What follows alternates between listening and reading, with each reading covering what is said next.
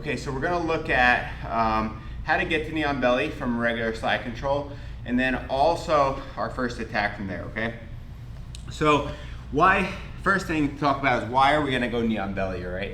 So for self-defense, this is the knee on belly position. This is one of the best positions that we have.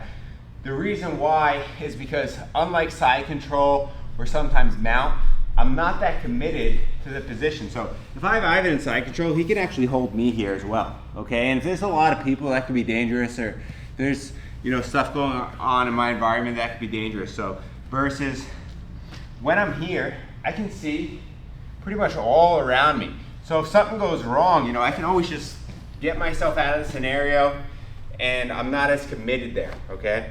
The other reason for knee on belly is because this position gives me 2 points in Jiu-Jitsu. And the positions are usually loosely based on self-defense and stuff like that. And another reason why this position is good for self-defense is because my hands aren't committed to holding it, right? So here I could strike easier, right? I could hit him easier versus again side control where I'm holding him with my hands to some degree. And in order for me to get the points, I need to have this foot posted out.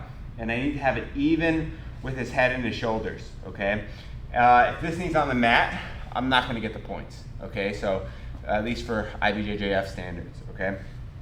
So when we're here, we're gonna work how to get there from side control. And I'm gonna look now to start to put my thumb inside the collar. What this does, it helps pin the shoulders over here. So his shoulders stay glued to the mat. It makes it hard for him to turn. The next thing I'm worried about is him getting his guard back, right? So I'm gonna use my other hand, my underhook hand, to block his hips. So I grab the belt and the gi, and I make a bar. So it's harder for him to, get his knees to his chest and stuff like that, and start to recover the guard. Now I'm gonna act like I'm almost surfing over here. I pop up, and I get my knee on belly. You're welcome to keep these grips if you feel comfortable. Sometimes you can even kind of put more pressure on the guy, or you can put more hands on the biceps or the shoulders over here and keep your balance. And that's another point of the position. This knee on belly, if I'm really being mean to Ivan over here, kind of putting weight straight down in the sternum, it's uncomfortable. It's gonna open him up for attacks, as we'll see here in a second, okay? So that's another reason why I would go there.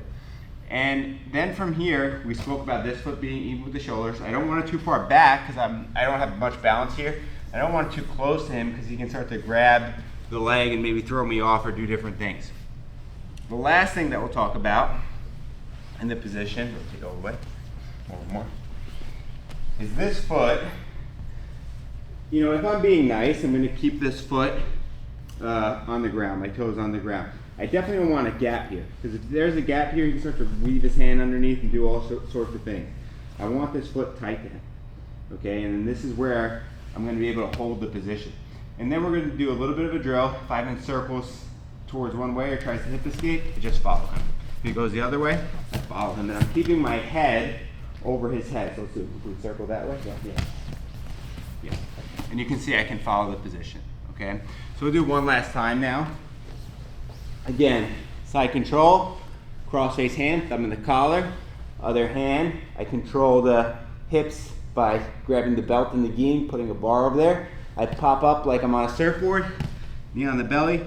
Foot is tight on the knee on the belly side. Other foot's more or less even with the head. Again, Ivan goes to move one way, follow, he goes to move the other way, and I follow the position, and then we have the knee on belly.